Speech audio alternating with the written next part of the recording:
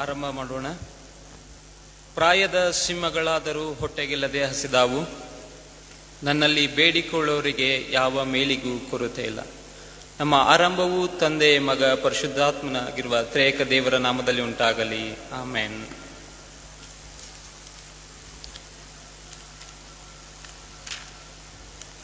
ಈ ಬೆಳಗಿನ ಜಾವದಲ್ಲಿ ನಾವು ಹಾಡುವಂತಹ ಸಂಗೀತದಲ್ಲಿ 65ನೇ ಸಂಗೀತವನ್ನು ಹಾಡಿಕೊಳ್ಳೋಣ. ಸಂಗೀತದಲ್ಲಿ 65. ಈ ಲೋಕ ಅಪರಾಧವ ಕೊಂಡೊಯ್ಯುವ ಕುರಿಮರಿ, ಮನುಷ್ಯನ ಪಾಪ ದಂಡನ ತಿಳಿದಿಸುವಂತೆ ಸರಿ.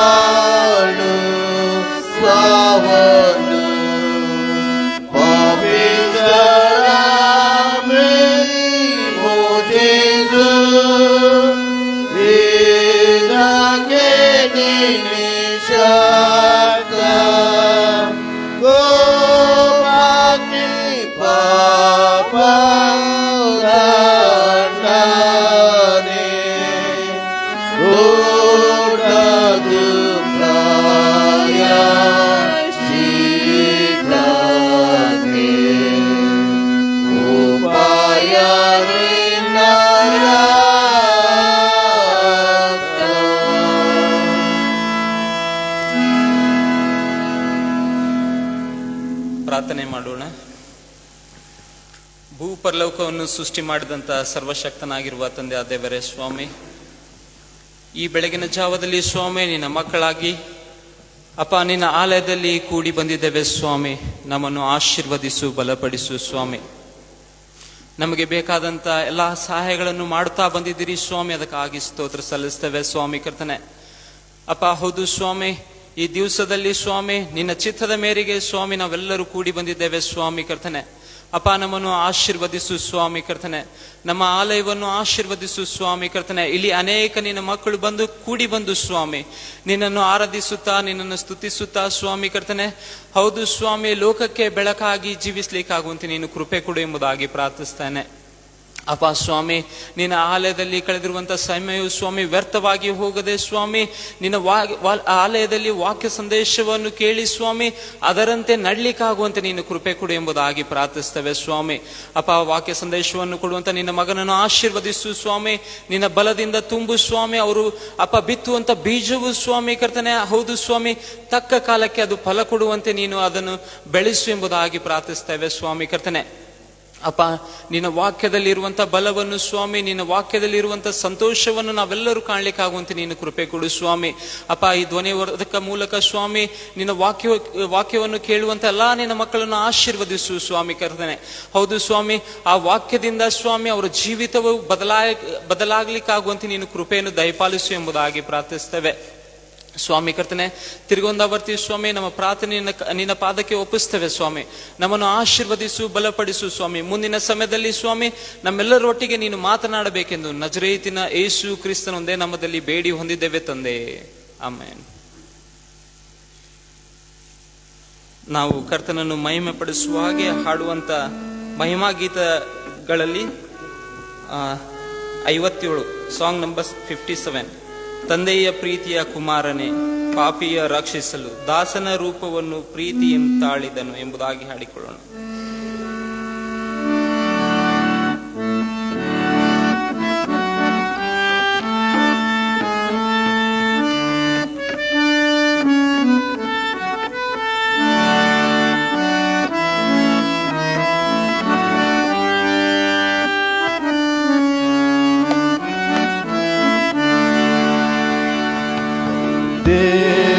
ಪ್ರೀತಿಯ ಕುಮಾರನು ಪ್ರಿಯ ರಕ್ಷಿಸಲು ದಾಸನರುವವರು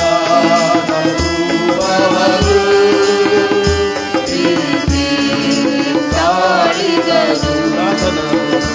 ದಾಸನರುವವರು ಪ್ರೀತಿ ತಾಳಿದರು. ಕುಮಾರನು ಪಾಪದ ಬೇಗಿದ ಪಾಪಿಯ ಹೃದಯ ಪಾಪದ ಬೇಗಿದ ಪಾಪಿಯ ಹೃದಯ ನಾನ ದೇವರ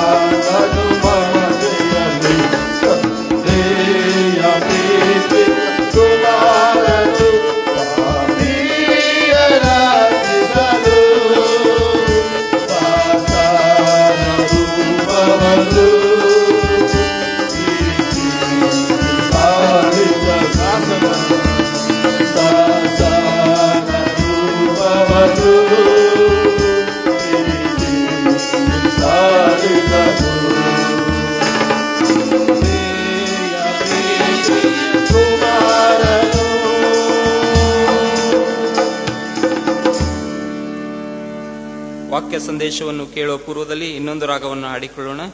ಇಂಥ ಒಳ್ಳೆಯ ಸಮಯದಳು ಯೇಸುವೆ ನಿನ್ನ ಬಳಿ ಬಂದೆವು, ನಿನ್ನ ಮಕ್ಕಳಾದ ನಾವು ನಿನ್ನನ್ನೇ ಹರಿಸಿ ಬಂದೆವು.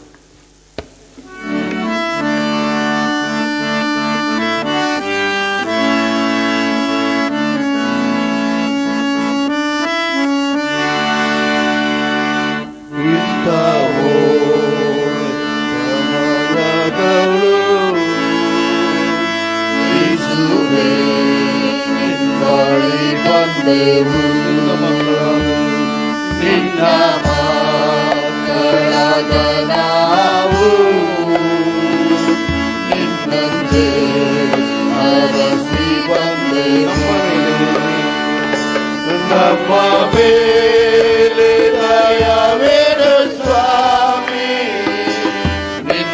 ಕರುಣೆಯನ್ನು ತೋರಿಸು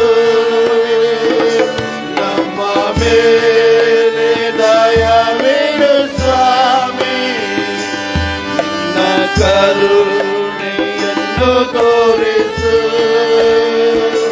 ನಿನ್ನದೇ ರಕ್ಷಕನಾಗಿ ಕಾಣಲು ಪ್ರೇರಿಸು ನಮ್ಮೆಲ್ಲರನ್ನು ನಿನ್ನನ್ನೇ ರಕ್ಷಕನಾಗಿ ಕಾಣಲು ಪ್ರೇರಿಸು ನಮ್ಮೆಲ್ಲರನ್ನು ಒಳ್ಳೆ ಸಮಯದೊಳು ಇಸುವೆ ನಿಮ್ಮಲ್ಲಿ ಬಂದೆವು ನಿನ್ನ ಮಕ್ಕಳಾದ ನಾವು ನಿನ್ನನ್ನೇ ಹರಸಿ ಬಂದೆವು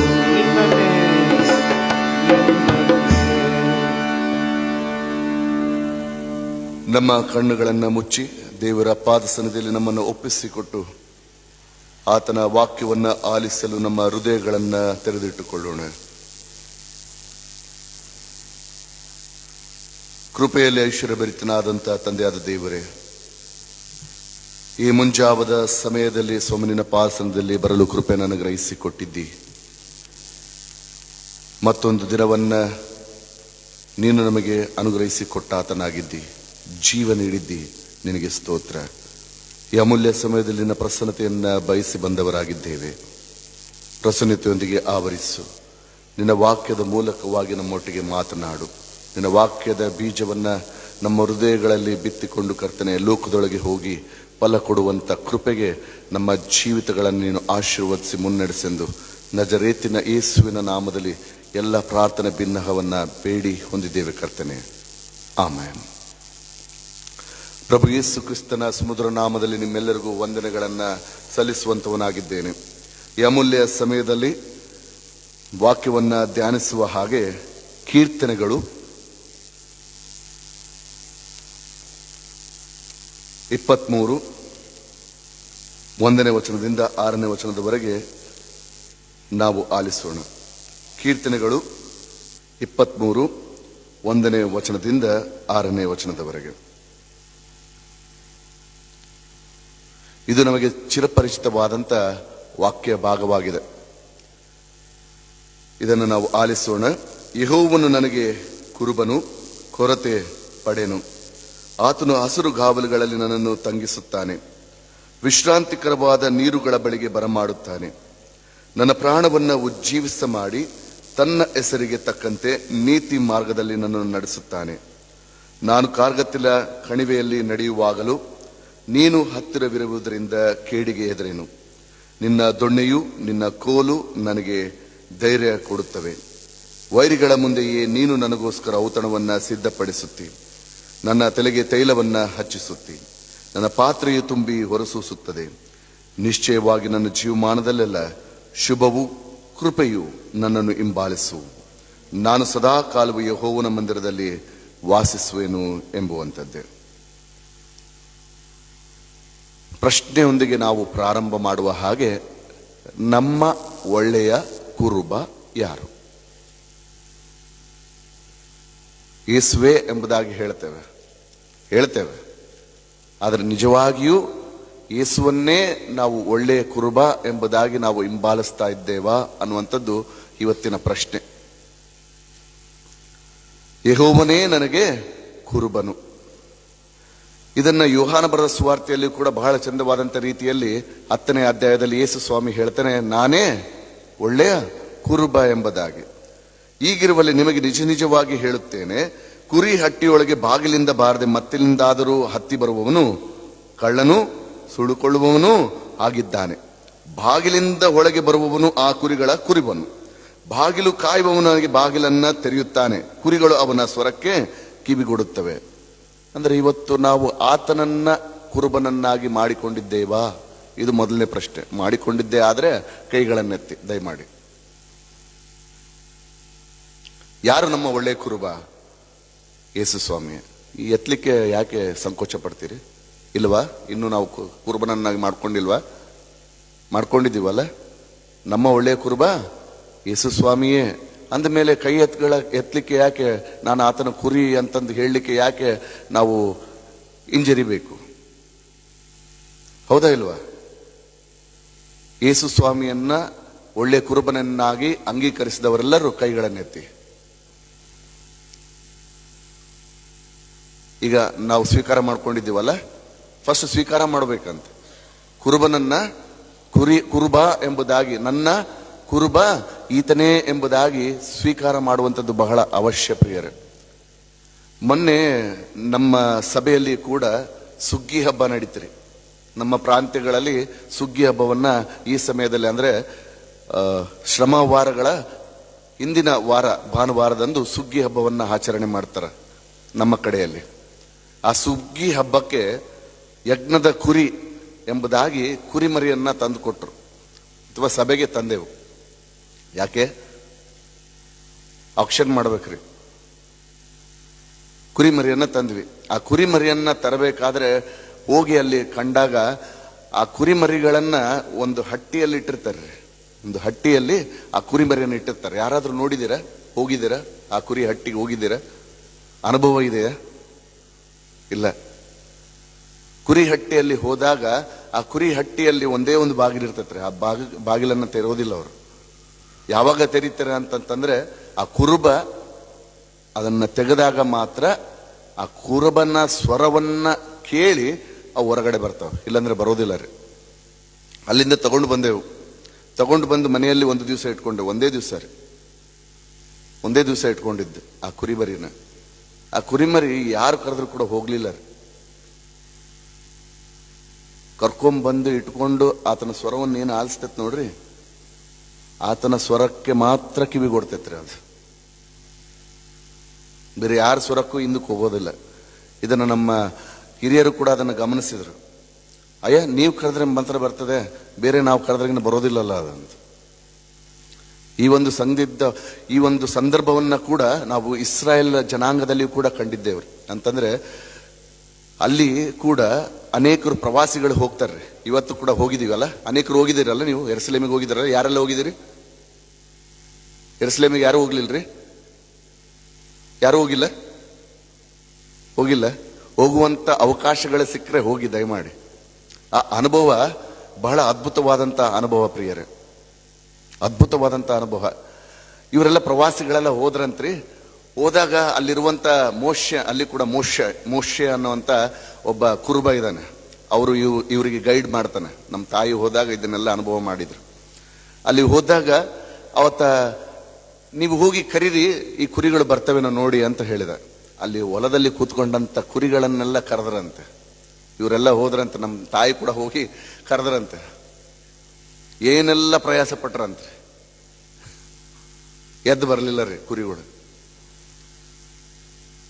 ಈ ಮೋಶೆ ಅನ್ನುವಂಥ ವ್ಯಕ್ತಿ ಹೋಗಿ ಒಂದೇ ಸಮನೆ ಆತನು ಕರೆಯುವಂತ ಧಾಟಿಯಲ್ಲಿ ಆತನು ಕರೆದಾಗ ಆ ಕುರಿಗಳು ಎಲ್ಲೆಲ್ಲಿದ್ವೋ ಅವೆಲ್ಲ ಸೇರಿ ಬಂದುವಂತೆ. ವಿಚಿತ್ರವಾದಂಥ ಸಂಗತಿ, ಆದರೆ ಅದ್ಭುತವಾದಂಥದ್ದು. ಇಲ್ಲಿ ಕೂಡ ಅದನ್ನೇ ಹೇಳ್ತಾನೆ ನೋಡ್ರಿ, ಕುರಿಗಳು ಅವನ ಸ್ವರಕ್ಕೆ ಕಿವಿಗೊಡುವು ಎಂಬುದಾಗಿ. ಈಗಿರುವಲ್ಲಿ ಅವನು ಸ್ವಂತ ಕುರಿಗಳನ್ನ ಹೆಸರು ಹೇಳಿ ಕರೆದು ಹೊರಗೆ ಬಿಡುತ್ತಾನೆ ಮತ್ತು ಒಳಗೆ ಕರೆದುಕೊಳ್ತಾನೆ. ತನ್ನ ಹಟ್ಟಿಯಲ್ಲಿರುವಂತ ಕುರಿಮರಿಯನ್ನ ಆತನ ಏನ್ ಮಾಡ್ತಾನಂತ್ರಿ? ಹೆಸರಿಡಿದು, ಅಂದ್ರೆ ನಮ್ಮೆಲ್ಲರ ಹೆಸರುಗಳು ಯಾರಿಗೆ ಗೊತ್ತ್ರಿ ಇವತ್ತು? ಯೇಸು ಸ್ವಾಮಿ ಗೊತ್ತು, ಅಪ್ಪ ಯೇಸು ಸ್ವಾಮಿ ಗೊತ್ತು. ನಮ್ಮೆಲ್ಲರ ಹೃದಯ, ನಮ್ಮೆಲ್ಲರ ಜೀವಿತ, ನಮ್ಮೆಲ್ಲರ ಹೆಸರುಗಳು ಗೊತ್ತು ಸ್ವಾಮಿ. ಪ್ರತಿಯೊಬ್ಬರನ್ನ ಹೆಸರು ಹಿಡಿದು ಕರೀತಾನಂತೆ. ಹೆಸರು ಹಿಡಿದು ಬಿಡ್ತಾನೆ, ಹೆಸರು ಹಿಡಿದು ತನ್ನ ಹಟ್ಟಿಗೆ ಸೇರಿಸ್ಕೊಳ್ತಾನೆ. ಈಗಿರುವಲ್ಲಿ ಆತನ ಆರೈಕೆ ಬಹಳ ನಮಗೆ ಪ್ರಾಮುಖ್ಯತೆ. ಈ ನೋಸ್ ಅಸ್ ಪರ್ಸನಲಿ. ನಮ್ಮನ್ನು ಗೊತ್ತಿಲ್ಲ, ನಮಗೆ ಸ್ವಾಮಿ ನನ್ನ ನೋಡೇ ಇಲ್ಲ, ಕುರಿ ಹಿಂಡಲ್ಲಿ ನಾನು ಒಂದು ಹಿಂಡು ಅನ್ನುವಂಥ ರೀತಿಯಲ್ಲಿ ಜೀವಿಸದೆ ನಾವು ಹೋಗ್ಲಿಕ್ಕೆ ಸಾಧ್ಯವೇ ಇಲ್ಲ. ಯಾಕೆಂದ್ರೆ ಪ್ರತಿಯೊಬ್ಬರ ಮೇಲೆ ಯಾರ ಕಣ್ಣಿದೆ? ಆ ಕುರುಬನಾದಂತ ಯೇಸು ಕ್ರಿಸ್ತನ ಕಣ್ಣು ಪ್ರತಿಯೊಬ್ಬರ ಮೇಲಿದೆ. ಆದ್ರಿಂದ ಹೀಗೆ ಹೇಳ್ತಾನೆ. ಫಸ್ಟ್ ಏನ್ ಹೇಳ್ತಾನೆ? ಆಲಿಸುವಂತಾನೆ. We need to hear the voice. ನೀವು ಕುರುಬನನ್ನ ಇನ್ನೊಂದು ರೀತಿಯಲ್ಲಿ ನೀವು ಅರ್ಥೈಸುವುದಾದರೆ, ಕುರಿಮರಿ ಹುಟ್ಟಿದಾಗ ಏನ್ ಮಾಡ್ತಾನ್ರಿ ಕುರುಬ? ಇದನ್ನ ನಾವು ಗ್ರಹಿಸ್ಕೊಳ್ಬೇಕ್ರಿ ದಯಮಾಡಿ. ಕುರಿಮರಿ ಹುಟ್ಟಿದಾಗ ಕುರುಬ ಏನ್ ಮಾಡ್ತಾನೆ? ದಾರಿಯಲ್ಲಿ ಹೋಗ್ತಾ ಇರ್ತಾನೆ, ಕುರಿ ಹುಟ್ಟುತ್ತೆ, ಏನ್ ಮಾಡ್ತಾನೆ ಎಂದು ನೋಡಿಲ್ಲ ರೀ. ಎಲ್ಲ ರಕ್ಷಣೆ ಮಾಡಿ ಪೋಷಣೆ ಮಾಡ್ತಾನೆ. Very good. ಏನ್ ಮಾಡ್ತಾನಮ್ಮ? ಹೆಸರಿಟ್ಟು ಕೂಗ್ತಾನೆ. ಎಲ್ರಿ ಇದು ರೀ ಅವು ಮಾಡುವಂತ ಕಾರ್ಯ ಏನು ಅಂತಂದ್ರೆ, ಹೆಗಲ ಮೇಲೆ ಹೊತ್ತುಕೊಂಡು ನಡೀತಾನೆ. ಎಲ್ಲಿ ಹಾಕೊಳ್ಳಲ್ರಿ, ಹೆಗಲ ಮೇಲೆ ಎತ್ಕೊಂಡು ಹೋಗ್ತಾ ಇರ್ತಾನೆ. ಯಾಕೆ ಗೊತ್ತಾ? ಅದು ಯಾರ ಸ್ವರ ಕೇಳಬೇಕು? ಕುರುಬನ್ ಸ್ವರ ಮಾತ್ರ ಕೇಳಬೇಕು.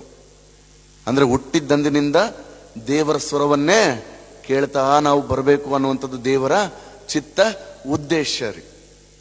ಸುಮ್ಮನೆ ನಮ್ಮನ್ನು ಕರೆದಿಲ್ಲ, ಸುಮ್ಮನೆ ನಮ್ಮನ್ನ ತನ್ನ ಮಂದಿಯಲ್ಲಿ ಸೇರಿಸ್ಕೊಳ್ಳಿಲ್ಲ. ಬದಲಾಗಿ ಯಾರ ಸ್ವರವನ್ನೇ ಕೇಳಬೇಕಂತ ಆತನ ಇಷ್ಟಪಡ್ತಾನೆ? ದೇವರ ಸ್ವರ. ಆ ದೇವರ ಸ್ವರ ಯಾವ್ದಂತ್ರಿ? ದೇವರ ವಾಕ್ಯವೇ. ಆ ದೇವರ ವಾಕ್ಯದ ಸ್ವರವನ್ನ ನಾವು ಯಾವಾಗಲೂ ಆಲಿಸ್ತಾ ಇರಬೇಕು ಅನ್ನುವಂಥದ್ದು ಆತನ ಇಷ್ಟ. ಕೇವಲ ಆಲಿಸುವಂಥದ್ದಲ್ಲ, ಈಗೇನ್ ಮಾಡ್ಬೇಕಂತಾನೆ? ಅದನ್ನ ಪಾಲಿಸು ಅಂತಾನೆ. ಅದನ್ನ ಪಾಲಿಸ್ಬೇಕಂತಂದ್ರೆ ನಾವು ಯಾರನ್ನ ಹಿಂಬಾಲಿಸ್ಬೇಕು? ಅದೇ ನೋಡ್ರಿ, ಸ್ವರವನ್ನ ಆಲಿಸ್ತದೆ. ಆಗ ಯಾರ ಸ್ವರಕ್ಕೆ ಅದು ಕಿವಿ ಕೊಡೋದಿಲ್ಲ. ಯಾರ ಸ್ವರವನ್ನ ಮಾತ್ರ ಅದು ಗುರ್ತಿಡಿತದ್ರಿ? ದೇವರ ಸ್ವರವನ್ನ ಮಾತ್ರ ಅದು ಗುರ್ತಿಡಿತದೆ. ಗುರ್ತಿಡಿದ ಆತನನ್ನೇ ಹಿಂಬಾಲಿಸ್ತದೆ ಹೊರತು ಬೇರೆ ಯಾರನ್ನೂ ಕೂಡ ಹಿಂಬಾಲಿಸುವುದಿಲ್ಲ. ಈಗಿರುವಲ್ಲಿ ಆತನು ಮುಂದೆ ಹೇಳ್ತಾನೆ ನೋಡ್ರಿ, ಕುರಿಗಳು ಅವನ ಸ್ವರವನ್ನ ತಿಳ್ಕೊಂಡು ಅವನ ಹಿಂದೆ ಹೋಗುತ್ತವೆ. ಇವತ್ತು ನಾವು ಯಾರ ಸ್ವರವನ್ನ ಕೇಳಬೇಕು? ವಿ ಹ್ಯಾವ್ 2 ಇನ್ನರ್ ವಾಯ್ಸಸ್ ಅಂತ. ನಮ್ಮಲ್ಲಿ 2 ಸ್ವರಗಳಿರ್ತವಂತೆ. ಒಂದು ಹೇಳ್ತಾ ಇರ್ತದೆ ನೀನು ಮಾಡು ಅಂತ, ಇನ್ನೊಂದು ಹೇಳ್ತಾ ಇರ್ತದೆ ನೀನು ಮಾಡಬೇಡ. ಒಂದು ಸ್ವರ ಹೇಳ್ತಾ ಇರ್ತದೆ ಇದು ಸರಿ ಅಂತ, ಇನ್ನೊಂದು ಸ್ವರ ಹೇಳ್ತದೆ ಇದು ತಪ್ಪು ಅಂತ. ಯಾವ ಸ್ವರವನ್ನ ನಾವು ಪೋಷಣೆ ಮಾಡ್ತೀವೋ, ಯಾವ ಸ್ವರಕ್ಕೆ ನಾವು ಕಿವಿಗೊಡ್ತೇವೋ, ಅದು ನಮ್ಮ ಡೆಸ್ಟಿನೇಷನ್, ಅಂದ್ರೆ ನಮ್ಮ ರಕ್ಷಣೆಯನ್ನ, ನಮ್ಮ ಮುನ್ನಡೆಸುವಿಕೆಯನ್ನ, ನಮ್ಮ ಒಂದು ಮುಂದಿನ ಪ್ರಯಾಸವನ್ನ ನಿರ್ಧರಿಸುವಂತದ್ದಾಗಿದೆ ಪ್ರಿಯರೇ. ಈಗಿರುವಲ್ಲಿ ಹಿಂದೆ ಹೋಗುತ್ತವೆ. ಅವು ಅನ್ಯರ ಸ್ವರವನ್ನ ತಿಳಿಯುವುದಿಲ್ಲ. ಅನ್ಯನ ಹಿಂದೆ ಹೋಗದೆ ಅವನ ಬಳಿಯಿಂದ ಓಡಿ ಹೋಗುತ್ತವೆ. ಬಹಳ ಚಂದವಾದಂಥ ರೀತಿಯಲ್ಲಿ ಯೇಸು ಸ್ವಾಮಿಯಲ್ಲಿ ಅರ್ಥೈಸ್ತಾರೆ. ನಾನೇ ಆ ಬಾಗಿಲು. ಆ ಬಾಗಿಲ ಒಳಗೆ ಬರುವವನು ಎಲ್ಲ ಏನಾಗ್ತಾನಂತೆ? ಸುರಕ್ಷಿತವಾಗಿರ್ತಾನೆ. ನಿಮ್ಗೆಲ್ಲ ಗೊತ್ತಲ್ರಿ, ಒಂದು ಕತೆ ಗೊತ್ತಲ್ಲ? ಒಬ್ಬ ಕುರುಬ ಇದ್ದಂತೆ. ಆತನಿಗೆ ಕುರಿ ಮಂದೆಯನ್ನ ಕಾಯಿಸೋದಕ್ಕೆ ಕಳಿಸಿಕೊಟ್ಟಾಗ ಆತನು ಜನರ ಮಧ್ಯದಲ್ಲಿ ಇದ್ದುಕೊಂಡು ಆತನು ಒಂದು ಪ್ರ್ಯಾಂಕ್ ಅಂತೀವಲ್ರಿ, ಅದನ್ನು ಮಾಡ್ತಾ ಇದ್ದ. ಏನಂತಂದ್ರೆ, ತೋಳ ಬಂತು, ಎಲ್ಲರಿಗೂ ಗೊತ್ತಿರಿ ನಮಗೆ, ತೋಳ ಬಂತು ತೋಳ ಅಂತ ಹೇಳಿ ಪ್ರತಿ ಬಾರಿ ಆತನ ಕರೀತಾ ಇದ್ದಂತೆ. ಜನರೆಲ್ಲ ನಂಬಿ ಆತನ ಬೆಳಿಗ್ಗೆ ಬಂದು ನೋಡಿದಾಗ ಏನೂ ಇರಲಿಲ್ಲ ಅಂತೆ. ಹೀಗೆ ಮಾಡ್ತಾ ಅವರಿಗೆ ಅಭ್ಯಾಸ ಆಯ್ತಂತೆ. ಏನಂತ, ಇವನು ಹೇಳುವಂಥದ್ದೆಲ್ಲ ಸುಳ್ಳು ಎಂಬುದಾಗಿ ಗೊತ್ತಾದಾಗ ನಿಜವಾಗಿ ಏನು ಬಂತಂತ್ರೆ? ತೋಳ ಬಂತು, ಕುರಿಯನ್ನ ಹಿಡಿದುಕೊಂಡು ಹೋಯ್ತು. ಈತನು ಕೂಗ್ದ, ಯಾರು ಬರಲಿಲ್ಲ. ಈ ಕಥೆಯ ಮರ್ಮ ಏನು ಅಂತಂದ್ರೆ, ಒಳ್ಳೆಯ ಕುರುಬನಿಗೂ ಕೆಟ್ಟ ಕುರುಬನಿಗೂ ವ್ಯತ್ಯಾಸ ಇದೆ ಅನ್ನುವಂಥದ್ದು. ನಾವು ಯಾರ ಸ್ವರವನ್ನ ಆಲಿಸಬೇಕು ನೋಡ್ರಿ. ಯಾರ ಕುರುಬ ನಮಗೋಸ್ಕರ ಪ್ರಾಣವನ್ನ ಕೊಡಲು ಕೊಟ್ಟಿದ್ದಾನೋ ಆ ಕುರುಬನನ್ನ ನಾವು ಹಿಂಬಾಲಿಸುವಂತವರಾಗಬೇಕು. ನಾನಾದರೂ ಅವುಗಳಿಗೆ ಜೀವ ಇರಬೇಕೆಂತಲೂ ಅದು ಸಮೃದ್ಧಿಯಾಗಿರಬೇಕೆಂತಲೂ ಬಂದೆನು ಎಂಬುದಾಗಿ ಯೇಸು ಸ್ವಾಮಿ ಹೇಳ್ತಾರೆ 10ನೇ ವಚನದಲ್ಲಿ. ನೋಡ್ರಿ, ಕಳ್ಳನು ಕದ್ದುಕೊಳ್ಳುವುದಕ್ಕೂ ಕೊಯ್ಯುವುದಕ್ಕೂ ಹಾಳು ಮಾಡುವುದಕ್ಕೂ ಬರುತ್ತಾನೆ ಹೊರತು ಮತ್ತಾವುದಕ್ಕೂ ಬರುವುದಿಲ್ಲ. ಆದರೆ ನಾನಾದರೂ ಅವುಗಳಿಗೆ ಜೀವ ಇರಬೇಕೆಂತಲೂ ಅವು ಕೇವಲ ಜೀವ ಇರಬೇಕು ಅಂತ ಬರಲಿಲ್ಲ, ಬದಲಾಗಿ ಅದು ಸಮೃದ್ಧಿಯಾಗಿ ವಾಸಿಸಬೇಕೆಂಬುದಾಗಿ ಆತನು ನಮಗೋಸ್ಕರ ಪ್ರಾಣವನ್ನು ಕೊಡುವಷ್ಟರ ಮಟ್ಟಿಗೆ ನಮ್ಮನ್ನು ಸಂರಕ್ಷಿಸುವ ಆತನಾಗಿದ್ದಾನೆ. ಈಗಿರುವಲ್ಲಿ ಒಳ್ಳೆಯ ಕುರುಬ ಯಾರಂತ ಹೇಳ್ತಾರ್ರಿ?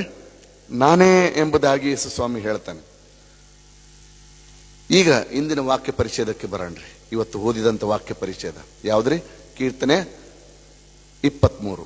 ಇದಕ್ಕೆ ಸಾರಾಂಶವಾಗಿ ನಾವು ಹೇಳುವುದಾದರೆ, ಸಾರಾಂಶವಾಗಿ ನಾವು ಮುಂದುವರಿಯೋದಾದರೆ, ಯೆಹೋವನನ್ನ ನಾವು ಕುರುಬನನ್ನಾಗಿ ಮಾಡಿಕೊಂಡ್ರೆ ನಮ್ಮ ಜೀವಿತ ಹೇಗಿರ್ತದಂತ್ರಿ? ಯಾವ ಕೊರತೆ ಕೂಡ ಇರೋದಿಲ್ಲ. ಕೊರತೆ ಇಲ್ಲದ ಜೀವಿತ ಅಂದ್ರೆ ಸಮೃದ್ಧಿ, ಸಂತೃಪ್ತಿಯ ಜೀವಿತ. ಈಗಿರುವಲ್ಲಿ ಮುಂದೆ ಕೂಡ ಹೇಳ್ತಾನೆ, ಆತನ ಹಸಿರು ಗಾವಲುಗಳಲ್ಲಿ ನನ್ನನ್ನು ತಂಗಿಸುತ್ತಾನೆ, ವಿಶ್ರಾಂತಿಕರವಾದ ನೀರುಗಳ ಬಳಿಗೆ ಬರಮಾಡುತ್ತಾನೆ, ನನ್ನ ಪ್ರಾಣವನ್ನು ಉಜ್ಜೀವಿಸ ಮಾಡಿ ತನ್ನ ಹೆಸರಿಗೆ ತಕ್ಕಂತೆ ನೀತಿ ಮಾರ್ಗದಲ್ಲಿ. ಯಾರ ಹೆಸರಿಗೆ ತಕ್ಕಂತೆ? ಅದು ಬಹಳ ಅಬ್ಸರ್ವ್ ಮಾಡಬೇಕ್ರಿ. ನಮ್ಮ ನೀತಿಗಲ್ಲ, ನಮ್ಮ ನೀತಿ ನ್ಯಾಯಗಳಿಗಲ್ಲ, ಬದಲಾಗಿ ತನ್ನ ಅಂದ್ರೆ ದೇವರ ಹೆಸರಿಗೆ, ನಮ್ಮ ಹೆಸರಿಗಲ್ಲ ರೀ, ದೇವರ ಹೆಸರಿಗೆ. ನಾವು ಯಾರ ಹೆಸರಿಗೋಸ್ಕರ ನಾವು ಜೀವಿಸ್ಬೇಕು? ಇವತ್ತು ನಮ್ಮ ಹೆಸರಿಗೋಸ್ಕರ ನಾವು ಏನೆಲ್ಲ ಮಾಡ್ತೇವ್ರಿ, ಏನೆಲ್ಲ ತೋರಿಸ್ಕೊಂತೇವೆ. ಆದ್ರೆ ದೇವ್ರು ಹೇಳ್ತಾರೆ, ಅದನ್ನೆಲ್ಲ ನೀನು ನಿನಗೋಸ್ಕರ ಮಾಡಬೇಡ, ಬದಲಾಗಿ ಯಾರಿಗೋಸ್ಕರ ಮಾಡು? ಆತನ ಹೆಸರನ್ನ ಪ್ರಖ್ಯಾತಿ ಪಡಿಸುವುದಕ್ಕಾಗಿ, ಆತನನ್ನ ಮಹಿಮೆ ಪಡಿಸುವುದಕ್ಕಾಗಿ. ಆದ್ರಿಂದ ತನ್ನ ಹೆಸರಿಗೆ ತಕ್ಕಂತೆ ನೀತಿ ಮಾರ್ಗದಲ್ಲಿ ನಮ್ಮನ್ನ ನಡೆಸುವ ಆತನಾಗಿದ್ದಾನೆ. ತನ್ನ ಹೆಸರಿಗೆ ತಕ್ಕಂತೆ. ಯಾಕಂದ್ರೆ ಆತನು ನೀತಿವಂತನು, ಕರುಣಾಮಯಿಯು, ಆಶೀರ್ವಾದದ ನಿಧಿ, ಸಮೃದ್ಧಿದಾಯಕ, ಹೌದ್ರ, ಪ್ರೀತಿ ಸ್ವರೂಪಿ, ಏನೆಲ್ಲ ಹೇಳ್ತೇವೆ. ಆತನ ಹೆಸರನ್ನು ಘನಪಡಿಸುವುದಕ್ಕಾಗಿ ನಾವು ಇವತ್ತೇನ್ ಮಾಡ್ಬೇಕಂತ್ರಿ? ಆತನ ಹಿಂದೆ ಹೋಗಬೇಕು, ಆತನ ಸ್ವರವನ್ನ ಆಲಿಸಬೇಕು, ಅದನ್ನ ಪಾಲಿಸಬೇಕು, ಅದರಂತೆ ನಾವು ಜೀವಿಸಬೇಕು. ಈಗಿರುವುದರಿಂದ 4ನೇ ವಚನ ಬಹಳ ಬಹಳ ಚಂದವಾದಂತ ಮಾತು. ನಾನು ಕಾರ್ಗತ್ತಲಿನ ಕಣಿವೆಯಲ್ಲಿ ನಡೆಯುವಾಗಲೂ ನೀನು ಹತ್ತಿರುವುದರಿಂದ ಕೇಡಿಗೆ ಎದುರೇನು. ಯಾರು ನಡೀತಾ ಇದ್ದಾರೆ? ನಾವು ಅದನ್ನ ಮರ್ತು ಬಿಡ್ತೇವ್ರಿ. ಬಹಳ ಅದು ಅರ್ಥಗರ್ಭಿತವಾದಂತ ಮಾತು ರೀ. ನಾನು ಕಾರ್ಗತ್ತಲಿನ ಕಣಿವೆಯಲ್ಲಿ ನಡೆಯುವಾಗ, ನಾವು ನಡೆಯೋದು ಯಾವಾಗ್ರಿ? ನಾವು ನಡೆಯೋದಲ್ರಿ ಕಾರ್ಗತ್ತಲಿನಲ್ಲಿ. ಆದ್ರೆ ಹೇಳೋದು ಯಾರ ಹೆಸರ್ರಿ? ಎಲ್ಲ ದೋಷಾರೋಪಣೆ ಅಲ್ಲಿ ಹಾಕ್ತಿವ್ರಿ. ಆದ್ರೆ ನಡೆಯೋದು ಯಾರು? ನಾವು. ನಡೆಯೋದು ನಾವು, ಹೆಸರು ನಮ್ಮದು, ಆಮೇಲೆ ಡ್ಯಾಶ್. ಈಗಿರುವಲ್ಲಿ ನಾನು ಕಾರ್ಗತ್ತಲಿನ ಕಣಿವೆಯಲ್ಲಿ ನಡೆಯುವಾಗಲೂ ನೀನು ಹತ್ತಿರವಿರುವುದರಿಂದ ಕೇಡಿಗೆ ಎದುರನು. ನಾನು, ನೀನು, ಇಲ್ಲಿ ಬರುವಂಥದ್ದು ಒಂದೇ ಪದ ರೀ. ನಾನು ಎಂಬುದರಲ್ಲಿ ದೇವರು ಇರುವುದಿಲ್ಲ, ನಾನು ಎನ್ನುವುದರಲ್ಲಿ ದೇವರ ಉಪಸ್ಥಿತಿ ಇರುವುದೇ ಇಲ್ಲ ಅನ್ನುವಂಥದ್ದನ್ನು ನಾವು ಬಹಳ ಚಂದವಾದಂಥ ರೀತಿಯಲ್ಲಿ ಅರ್ಥೈಸಿಕೊಳ್ಬೇಕು ಪ್ರಿಯರೇ. ನಾನು ಅನ್ನುವಂಥದ್ದು ಎಲ್ಲಿರ್ತದೋ, ಅಹಂ ಎಲ್ಲಿರ್ತದೋ, ಅಲ್ಲಿ ನಾವು ಕಾರ್ಗತ್ತಲಿನ ಕಣಿವೆಯಲ್ಲೇ ನಡೀತಿರ್ತೀವಿ. ನಮ್ಮಲ್ಲಿರುವಂಥ ಅಹಂ, ನಮ್ಮಲ್ಲಿರುವಂಥ ಅಹಂಕಾರ, ನಮ್ಮಲ್ಲಿರುವಂಥ ದುಸ್ವಭಾವಗಳನ್ನ ನಾವು ಏನ್ ಮಾಡ್ಬೇಕಂತ್ರಿ? ತೆಗೆದು ಹಾಕಬೇಕು. ಈ ಸಮಯ ಅಮೂಲ್ಯವಾದಂಥ ಸಮಯ. ಇದು ಶ್ರಮ ದಿನಗಳ ಸಮಯ, ನಮಗೆ ದೇವರು ಕೊಟ್ಟಂತ ಅಮೂಲ್ಯವಾದಂಥ ಸಮಯ. ನಾನು ಎಂಬುದನ್ನು ತೆಗೆದಿಟ್ಟು ನೀನು ಸ್ವಾಮಿ ಅನ್ನುವಂಥದ್ದನ್ನ ನಾವು ಕಲಿಬೇಕು. ಅದಕ್ಕೋಸ್ಕರ ದೇವರು ಕರೆದಿದ್ದಾನೆ. ನೋಡ್ರಿ, ನಾನು ಕಾರ್ಗತ್ತಲಿನ ಕಣಿವೆಯಲ್ಲಿ ನಡೆಯುವಾಗ ನೀನು ಹತ್ತಿರವಿರೋದ್ರಿಂದ ಕೇಡಿಗೆ ಎದುರನು. ನಾನು ಅನ್ನೋದು ಹೋಯ್ತ್ರಿ, ನೀನು ಅಂತ ಬಂದಾಗ ನಮಗೆ ರಕ್ಷಣೆ. ನಾನು ಅಂದಾಗ ಕತ್ತಲೆಯಲ್ಲೇ ಇದ್ದೇವೆ, ನೀನು ಅಂದಾಗ ಬೆಳಕಿನ ಕಡೆಗೆ ಬಂದೇವೆ. ಮುಂದೆ ಏನ್ ಮಾಡ್ತಾನೆ ನೋಡ್ರಿ, ನಿನ್ನ ದೊಣ್ಣೆಯು ನಿನ್ನ ಕೋಲು. ಈಗ ಇನ್ನೊಂದು ಪ್ರಶ್ನೆ, ದೊಣ್ಣೆ ಅಂದ್ರೆ ಏನ್ರಿ? ಕೋಲ್ ಅಂದ್ರೆ ಏನು? ಇದನ್ನ ಹೇಳಿ ಮುಗಿಸ್ತಾನೆ. ದೊಣ್ಣೆ ಅಂದ್ರೆ ಏನು? ಕೋಲ್ ಅಂದ್ರೆ ಏನು? ಎರಡೂ ಒಂದೇ ರೀ ಪಾಸ್ಟ್ರೆ? ಇಲ್ರಿ, ಎರಡೂ ಬೇರೆ ಬೇರೆ ರೀ. ಟೀಚರ್ಸ್ ಯಾರ್ಯಾರು ಇದ್ದೀರಿಲ್ಲಿ? ಶಿಕ್ಷಕರು ಇದಿರಲ್ಲ? ನೀವು ಮಕ್ಕಳನ್ನ ಮೊದ್ಲಿಗಿತ್ರಿ, ಮಕ್ಕಳನ್ನ ಶಿಕ್ಷಿಸಬೇಕಾದ್ರೆ ಏನನ್ನ ಯೂಸ್ ಮಾಡ್ತಾ ಇದ್ರಿ? ಕೋಲ್ರ, ದೊಣ್ಣೆ ರೀ. ದೊಣ್ಣೆ ಉದ್ದ ನೇರವಾಗಿರ್ತೈತ್ರಿ ದೊಣ್ಣೆ. ಕೋಲು ಹೆಂಗಿರ್ತೈತ್ರಿ? ಯಾರು ಹೇಳಿದ್ದು? ಹಾ,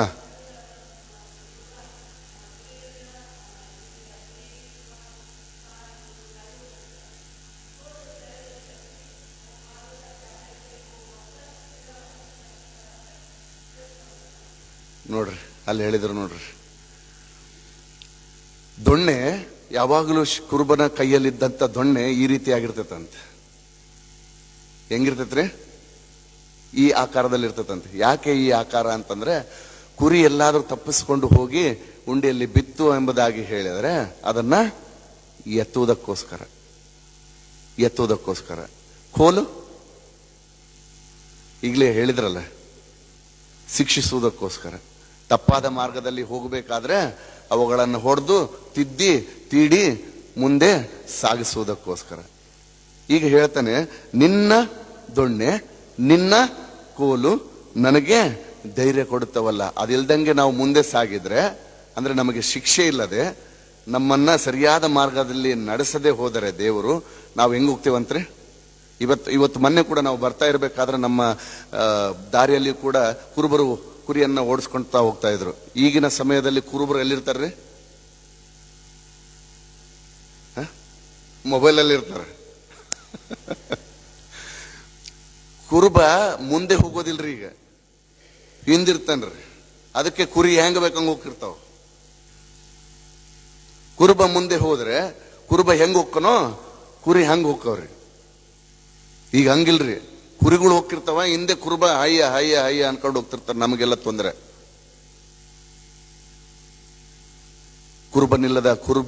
ಕುರುಬನಿಲ್ಲದ ಕುರಿಗಳು ಹೆಂಗಿರ್ತಾವಂತಂದ್ರೆ ಹೆಂಗ್ ಬೇಕಂಗ ಹೋಗ್ತಿರ್ತಾವ್ರಿ. ಅದಕ್ಕೆ ದೊಣ್ಣೆ ಕೋಲು ಎರಡೂ ಅಗತ್ಯ ರೀ. ದೊಣ್ಣೆ ಅವರನ್ನ ಎತ್ತುವಾಗ, ಅಂದ್ರೆ ಬಿದ್ದುವಾಗ ಎತ್ತುವುದಕ್ಕೋಸ್ಕರ, ನನಗೆ ಯಾರೂ ಇಲ್ಲ ಎಂಬುದಾಗಿ ಹೇಳಿಕೊಂಡಾಗ ಅವುಗಳನ್ನ ರಕ್ಷಿಸುವುದಕ್ಕೋಸ್ಕರ ದೊಣ್ಣೆ. ಕೋಲು ನೀನು ಸರಿಯಾದ ಮಾರ್ಗದಲ್ಲಿ ನಡೆ ಎಂಬುದಾಗಿ. ಇವತ್ತು ನಮ್ಮ ಕುರುಬ ಈ ಕೆಲಸವನ್ನ ಮಾಡದೆ ಹೋದ್ರೆ ನಮ್ಮ ಜೀವಿತಗಳು ಕೂಡ ಏನಾಗ್ತದೋ ನಾವೇ ಅರಿತುಕೊಳ್ಳೋಣ ಪ್ರಿಯರೇ. ಈಗಿರುವಲ್ಲಿ ನಾವು ಆತನನ್ನ ಒಳ್ಳೆ ಕುರುಬನೆಂಬುದಾಗಿ ನಾವು ಮಾಡಿಕೊಂಡಾಗ ಇರುವಂತ ಆಶೀರ್ವಾದ ನೋಡ್ರಿ, 5-6ನೇ ವಚನದಲ್ಲಿದೆ. ಏನಿದೆ? ವೈರಿಗಳ ಮುಂದೆಯೇ ನಿಮಗೆ ಔತಣವನ್ನ ಸಿದ್ಧಪಡಿಸ್ತಾನೆ. ಯಾರು ನಮ್ಮನ್ನು ಹೀಯಾಳಿಸಿದರೋ, ಯಾರು ನಮ್ಮನ್ನ ಹಿಂಸಿಸಿದರೋ ಅವರ ಮುಂದೆಯೇ ನಿನ್ನನ್ನು ಏನ್ ಮಾಡ್ತೇನೆ? ಈಗಲೇ ಓದಿದ್ವಲ್ಲ, ಸುಭಿಕ್ಷ ಕಿರೀಟವನ್ನಾಗಿ ನಿನ್ನನ್ನ ಇಡ್ತೀನಿ ಅಂತನ್ನುವಂತ ಮಾತನ್ನ ಮುಂಜಾವದಲ್ಲಿ ನಾವು ತಿಳಿದುಕೊಂಡಿದ್ದೇವೆ. ಈಗಿರುವಲ್ಲಿ ನಮ್ಮನ್ನ ಆ ಎತ್ತರದಲ್ಲಿಟ್ಟು ನಮ್ಮನ್ನ ಪೋಷಿಸುವವನಾಗಿದ್ದಾನೆ ಪ್ರಿಯರೇ. ನನ್ನ ತಲೆಗೆ ತೈಲವನ್ನ ಹಚ್ಚಿಸುತ್ತೆ, ನನ್ನ ಪಾತ್ರೆ ತುಂಬಿ ಒರೆಸ್ತದೆ. ಅಂದ್ರೆ ಸಮೃದ್ಧಿ, ಸಂತೃಪ್ತಿಯ ಜೀವಿತ, ಆಶೀರ್ವಾದದ ಜೀವಿತ ಯಾವಾಗ ಆಗ್ತೈತ್ರಿ? ನಾನು ಯಾರನ್ನ ಆಲಿಸ್ಬೇಕ್ರಿ? ಯೇಸು ಕ್ರಿಸ್ತನ ಮಾತನ್ನ, ವಾಕ್ಯವನ್ನ ಆಲಿಸಬೇಕು. ಯಾರನ್ನ ಹಿಂಬಾಲಿಸಬೇಕು? ಯೇಸು ಕ್ರಿಸ್ತನನ್ನ ಹಿಂಬಾಲಿಸಬೇಕು. ಆತನ ನಮ್ಮನ್ನು ಶಿಕ್ಷಿಸುವಾಗ, ಗದರಿಸುವಾಗ ನಾವೇನ್ ಮಾಡ್ಬೇಕಂತ ನಮ್ಮನ್ನು ನಾವು ಎಚ್ಚೆತ್ತುಕೊಂಡು ನಮ್ಮನ್ನು ನಾವು ಬದಲಾಯಿಸಿಕೊಂಡು ಆ ಮಾರ್ಗದಲ್ಲಿ ನಡಿಬೇಕು. ಯಾವ ಮಾರ್ಗ? ಯೇಸು ಸ್ವಾಮಿ ತೋರಿಸಿಕೊಟ್ಟಂತ ಮಾರ್ಗ. ಬೇರೆ ಯಾವ ಮಾರ್ಗ ಇಲ್ಲ ರೀ. ಪರಲೋಕಕ್ಕೆ ಒಂದೇ ಮಾರ್ಗ. ನಾನೇ ಮಾರ್ಗವೂ ಸತ್ಯವೂ ಜೀವವೂ ಆಗಿದ್ದೇನೆ. ಈಗಿರುವಲ್ಲಿ ನಾವಿವತ್ತು ಯಾರಿಂದ ಓಡ್ತಾ ಇದ್ದೀವಿ? ಯಾವುದರ ಹಿಂದೆ ಓಡ್ತಾ ಇದ್ದೀವಿ? ಲೋಕದ ಹಿಂದೆ ಓಡ್ತಾ ಇದ್ದೀವಿ. ಲೋಕದಲ್ಲಿ ಏನಿದೆ? ಹಣ ಇದೆ, ಅಂತಸ್ತಿದೆ, ಸ್ಥಾನಮಾನ ಇದೆ, ಏನೆಲ್ಲ ಬೇಕಂತಂದು ಬೆಳಗ್ಗಿಂದ 5 ಗಂಟೆಯಿಂದ ನೀವು ಬೆಂಗಳೂರಿಗೆ ಹೋಗ್ಬಿಟ್ರೆ ಬೆಳಗ್ಗೆ 5 ಗಂಟೆಗೆ ಪ್ರಾರಂಭ ಆಗಿದ್ದು ರಾತ್ರಿ 11 ಗಂಟೆ 12 ಗಂಟೆಗೆ ಮುಗಿತದ್ರಿ. ಸೀದಾ ಬರೋದ್ರಿ, ಮಕ್ಕಳೋದ್ರಿ, ಮತ್ತೆ ಎದಳದ್ರಿ, ಹೋಗೋದ್ರಿ. ಯಾರಿಗೆ ಯಾರು ಏನೇನು ಅನ್ನೋದೇ ಇಲ್ಲ ಜೀವಿತ. ಹೀಗಿರುವಲ್ಲಿ ನಾವು ಹಣದ ಹಿಂದೆ ಇವತ್ತು ನಾವು ಓಡ್ತಾ ಇದೀವಿ. ಆದ್ರೆ ಸ್ವಾಮಿ ಹೇಳ್ತಾನೆ ನೋಡ್ರಿ, ನಿಶ್ಚಯವಾಗಿ ಜೀವಮಾನದಲ್ಲೆಲ್ಲ ಶುಭವು ಕೃಪೆಯು. ನಾವು ಅದಕ್ಕೋಸ್ಕರ ಇವತ್ತು ಓಡ್ತಾ ಇದೀವಿ. ನಮ್ಮ ಪ್ರಯಾಣ ಅದರಿಂದ ಓಡ್ತಾ ಇದೆ. ಆದ್ರೆ ದೇವರು ಹೇಳ್ತಾನೆ, ನೀನು ನನ್ನನ್ನು ಒಳ್ಳೆ ಕುರುಬನನ್ನಾಗಿ ಮಾಡಿಕೊಂಡಾಗ ಯಾವ್ದು ಬರ್ತದೆ ನಿನ್ನಿಂದಕ್ಕೆ? ಅವು ನಿನ್ನ ಹುಡ್ಕೊಂಡ್ ಬರ್ತಾವ್ರಿ.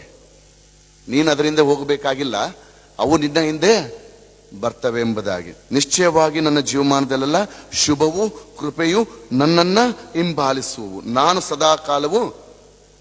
ಇವತ್ತು ನಾವು ಮಾಡಬೇಕಾದಂತ ಕಾರ್ಯ ಏನ್ರಿ? ಯೆಹೋವನ ಮಂದಿರದಲ್ಲಿ ಕಳೆಯುವ ಒಂದು ದಿವಸ ಎಷ್ಟು ವರ್ಷಗಳಂತಂದ್ರೆ, ಆಮೆನ್. ಆತನನ್ನ ಒಳ್ಳೆಯ ಕುರುಬನನ್ನಾಗಿ ನಾವು ಮಾಡಿಕೊಳ್ಳೋಣ ಪ್ರಿಯರೇ. ಸಮೃದ್ಧಿ, ಸಂತೃಪ್ತಿಯ ಜೀವಿತ, ಆಶೀರ್ವಾದದ ಜೀವಿತ ಮತ್ತು ಆ ಮಂದಿಯಲ್ಲಿ ಸೇರುವಂತ ಸದವಕಾಶವನ್ನು ನಮಗೆ ಅನುಗ್ರಹಿಸಿಕೊಡುವ ಆತನಾಗಿದ್ದಾನೆ. ಈಗಿರುವಲ್ಲಿ ನಮ್ಮ ಒಳ್ಳೆಯ ಕುರುಬ ಯಾರು? ಹೌದಾ ಅಲ್ವಾ? ಆತನನ್ನೇ ನಾವು ಒಳ್ಳೆಯ ಕುರುಬನೆಂಬುದಾಗಿ ನಾವು ಇವತ್ತು ಸ್ವೀಕಾರ ಮಾಡೋಣ ಪ್ರಿಯರೇ. ಪ್ರಾರ್ಥನೆ ಮಾಡೋಣ. ಒಳ್ಳೆಯ ಕುರುಬನಾದಂತ ಯೇಸು ಕ್ರಿಸ್ತನೇ, ಕುರಿಗಳಾದಂತ ನಮ್ಮನ್ನ ಸ್ವಾಮಿ ನೀನು ಸಂರಕ್ಷಿಸಿ ನನ್ನನ್ನು ಹಿಂಬಾಲಿಸು ಎಂಬುದಾಗಿ ನೀನು ಕರೆದಾತನಾಗಿದ್ದಿ. ನಾವು ಲೋಕವನ್ನ ಹಿಂಬಾಲಿಸದೆ ಲೋಕಕ್ಕೆ ಬೆನ್ನು ಮಾಡಿ ಕರ್ತನೆ ನಿನ್ನನ್ನು ಹಿಂಬಾಲಿಸಿ ನಿನ್ನನ್ನು ಆತುಕೊಂಡು ಸ್ವಾಮಿ ನಿನ್ನಿಂದ ಆ ಶುಭವನ್ನ ಕೃಪೆಯನ್ನ ಹೊಂದಿಕೊಂಡು ಆಶೀರ್ವಾದದ ನಿಧಿಗಳಾಗಿ ನಾವು ಮಾರ್ಪಟ್ಟು ಕರ್ತನೆ ಲೋಕದೊಳಗೆ ಹೋಗಿ ಆಶೀರ್ವಾದದ ನಿಧಿಗಳಾಗಿ ಲೋಕದಲ್ಲಿ ಸ್ವಾಮಿ ನಿನ್ನನ್ನು ಪ್ರತಿಬಿಂಬಿಸುವಂತ ಸಾಕ್ಷಿಯ ಕುರಿಗಳಾಗಿ ಜೀವಿಸಲು ಕರ್ತನೆ ನಮ್ಮನ್ನು ನೀನು ಆಶೀರ್ವದಿಸಿ ಮುನ್ನಡೆಸಿ ನಮ್ಮೆಲ್ಲರ ಜೀವಿತಗಳ ಮೂಲಕ ನೀನು ಮಹಿಮೆ ಹೊಂದಿಕೊ. ಯೇಸು ಕ್ರಿಸ್ತನ ಮೊದಲ ನಾಮದಲ್ಲಿ ಬೇಡೊಂದಿದ್ದೇವೆ ರಾಜ, ಆಮೆನ್.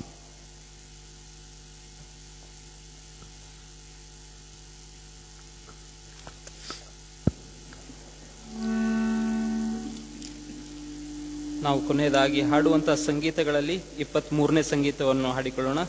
ಸಂಗೀತಗಳಲ್ಲಿ 23, ಯೇಸುವಿನ ಕುರಿಯು ನಾನು ಚಿಂತೆ ಪಡೆನು.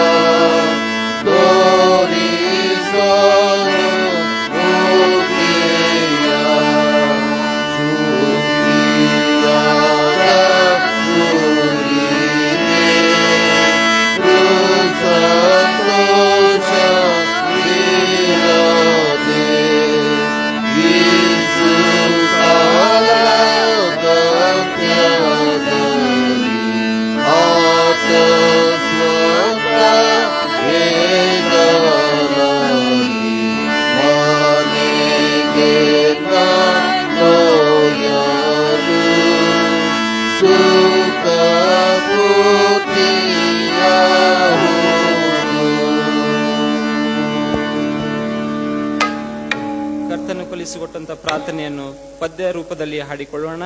ಅದಾದ ನಂತರ ಅಯ್ಯನವರು ನಮ್ಮನ್ನು ಅಂತ್ಯಾಶೀರ್ವಾದದಲ್ಲಿ ನಡೆಸಬೇಕಾಗಿ ಕೇಳಿಕೊಳ್ಳುತ್ತೇನೆ.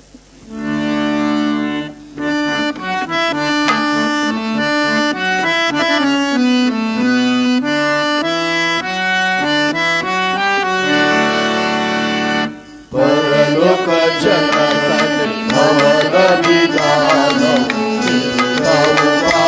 ಪಾವನವಾಗಿರಲಿ, ಸುರಭಿರವಾಗಿ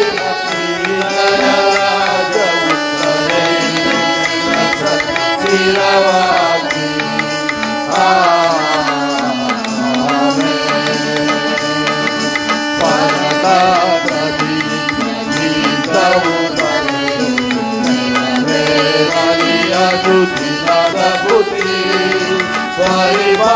ಪಾಲಿಸು ಎಂಬ ಕೊರತೆಯ ನೀಗಿಸು ಹೊರಸು ಗುಣಾಕರ ದಯಶೀಲ.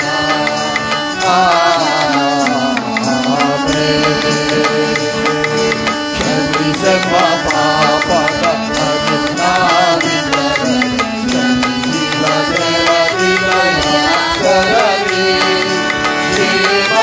ಪಾಲಿಸು ದೀನರ ಶಾಸಿಸು ಕಾಮಿತ ಫಲದಾಯಕನೀನೆ.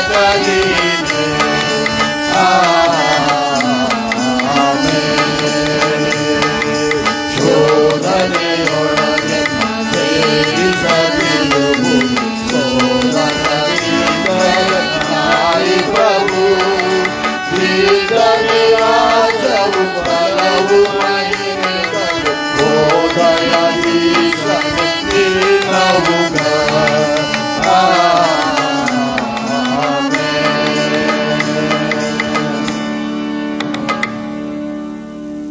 ದೇವರ ಆಶೀರ್ವಾದವನ್ನು ನಂಬಿಕೆಯಿಂದ ನಾವು ಹೊಂದಿಕೊಂಡು ಲೋಕದೊಳಗೆ ಹೋಗಿ ಲೋಕದಲ್ಲಿ ಸಾಕ್ಷಿಗಳಾಗಿ, ಲೋಕಕ್ಕೆ ಬೆಳಕಾಗಿ, ಉಪ್ಪಾಗಿ, ಯೇಸು ಕ್ರಿಸ್ತನ ಒಳ್ಳೆಯ ಕುರಿಗಳಾಗಿ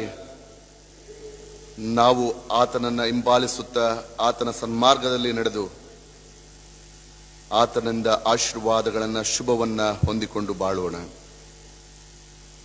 ಒಳ್ಳೆಯ ಕುರುಬನಾದಂತ ನಮ್ಮ ರಕ್ಷಕನಾದ ಯೇಸು ಕ್ರಿಸ್ತನ ಕೃಪೆ, ಆ ಮಂದಿಯಲ್ಲಿ ಸೇರಿಸಲು ಮಗನನ್ನೇ ನಮಗೋಸ್ಕರ ಈ ಲೋಕದಲ್ಲಿ ರಕ್ಷಕನಾಗಿ ಕಳಿಸಿಕೊಟ್ಟಂತ ತಂದೆಯಾದ ಅಪಾರವಾದಂತ ಪ್ರೀತಿ, ಆ ಮಂದಿಯಲ್ಲಿ ನಮ್ಮನ್ನೆಲ್ಲ ಮುನ್ನಡೆಸಿ ಸಂರಕ್ಷಿಸಿ ನಡೆಸುವ ಪವಿತ್ರಾತ್ಮನ ಪ್ರೇರಣೆ, ಅನ್ಯೋನ್ಯತೆ ನಿತ್ಯ ನಿರಂತರವಾಗಿ ನಮ್ಮೆಲ್ಲರ ಸಂಗಡಲು ನೆಲೆಯಾಗಿರಲಿ. ಆಮೆನ್.